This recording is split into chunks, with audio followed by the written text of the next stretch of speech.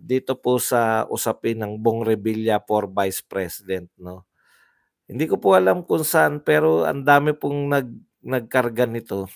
Meron, na kung sakali daw pong ma-impeach si VP Sara, eh, si Bong Revilla ang isang kino-consider na maging Vice President.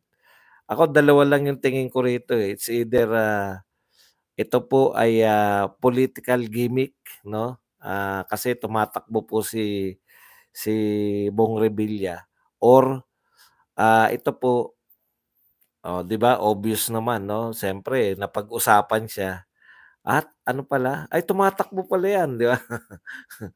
At least magandang gimmick 'yun na para sa kanyang pagtakbo. Magaling yung mga handler, 'di ba? Hindi ko alam kung, 'yun ang intensyon, or ako nakikita ko na, 'di ba, karamihan po sa kumokontra, 'di ba? Majority ng Pilipino ayaw kay Bong Revilla na maging Vice President. Bakit? Parang parang, kino-question natin, 'no, yung hindi siya karapat-dapat. O 'yan, tignan niyo mga halimbawa, nagpapalapad ng papel pero hindi ko iboboto, 'di ba? 'Di ba yung mga gano'n na reaksyon. Ako sa tingin ko, kaya nila pinalutang 'yan kasi hindi siya katanggap-tanggap, eh. 'Di ba? Hindi siya katanggap-tanggap sa majority. Ako, kahit wala pa pong survey diyan, tinitiyak ko sa inyo na hindi magiging katanggap-tanggap si Bong Revilla para sa Vice President ng Pilipinas. Kasi kung katanggap-tanggap 'yan, tagal ng politiko niyan, tagal na sikat niyan, eh. Ba't hindi tumatakbo na Vice President, 'di ba? Kung may chance. Okay. So, ibig sabihin, ah ako, nakikita ko riyan, kaya nila yung kumbaga nagpapalutang ka ng pangalan na sa tingin ng mga Pilipino ay hindi karapat-dapat para sa gano'n, si Martin maging karapat-dapat. Kasi 'pag inuna mo si Martin, ito, sa akin lang po 'to, hindi po ako naninira. Kasi mga pikon 'tong mga, ewan ko kung bakit nauuso 'tong 'tong pananakot, 'no, ng mga vlogger.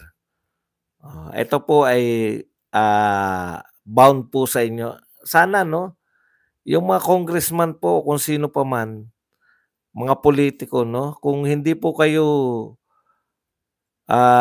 puwedeng batikusin, mag-business na lang kayo, mag-private citizen na lang po kayo. Balik po tayo rito.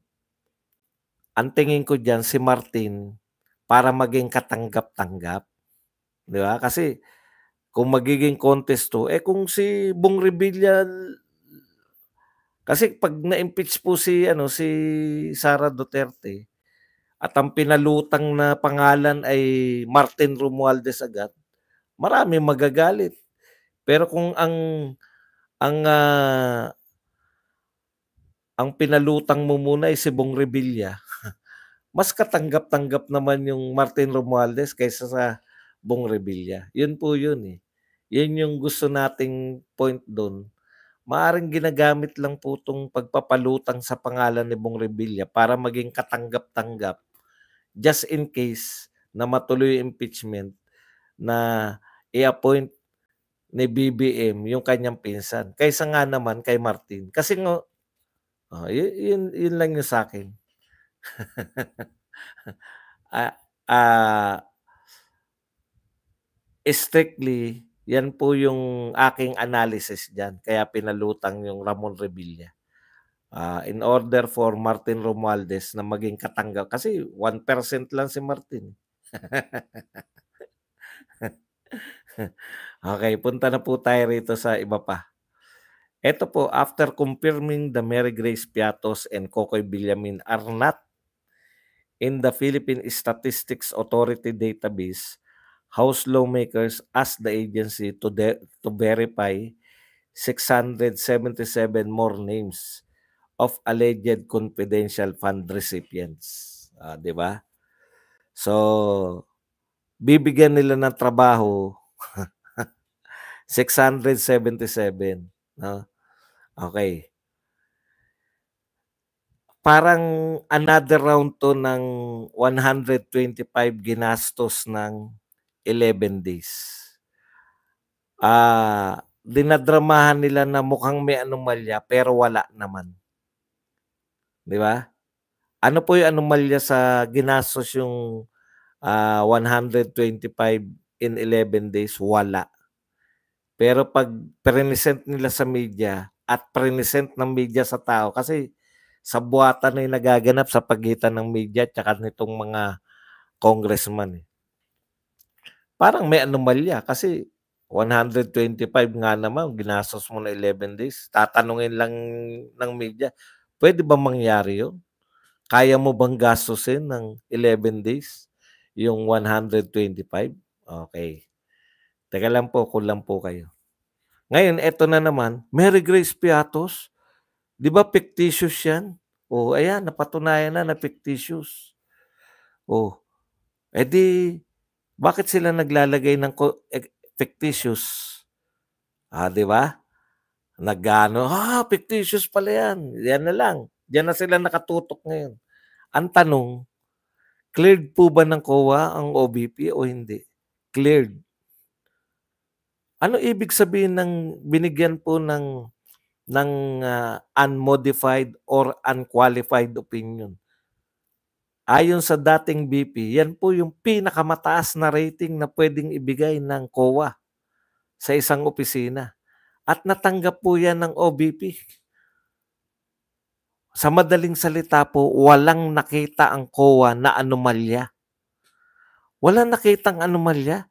Paano sila Mary Grace Piatos? Paano sila Kokoy Villamin? Di ganito lang po, parang may nakitang anomalya sila Chua and company at iba pang mga congressman. Yung COA po, tiyak na tiyak, walang nakitang anomalya. Tanong, masasabi ba ni Chua na meron at ng kanyang mga kasama diyan sa committee na yan, Committee on Good Governance, na may nakita silang anomalya dahil kay Mary Grace Piatos at Kokoy Villamin? Masasabi ba yan ng mga congressman? Hindi rin. Ang sinasabi lang nila, fictitious. Wala pong Mary Grace at Kokoy Villamin. Ano ngayon kung walang Mary Grace Piatos at Kokoy Villamin? Ano ngayon? Di hanapin nyo rin po, Laila Makabengbeng. Malamang wala din yan. O kaya,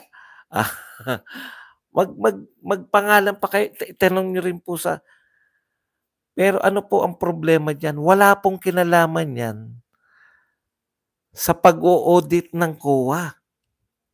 Sinabi na nga po ng COA na walang anomalya.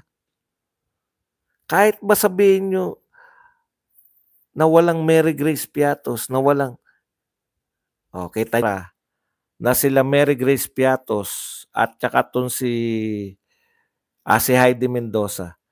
Kung sinasabi po ng sila Mary Grace Piatos at Kokoy Villamin ay code name para po sa recipient dahil confidential, dapat daw patunayan nila na mayroong totoong pangalan, ipapakita kung sino yun. Teka lang po. Ang alam ko po, walang pinapaliwanag si VP Sara na code name yan.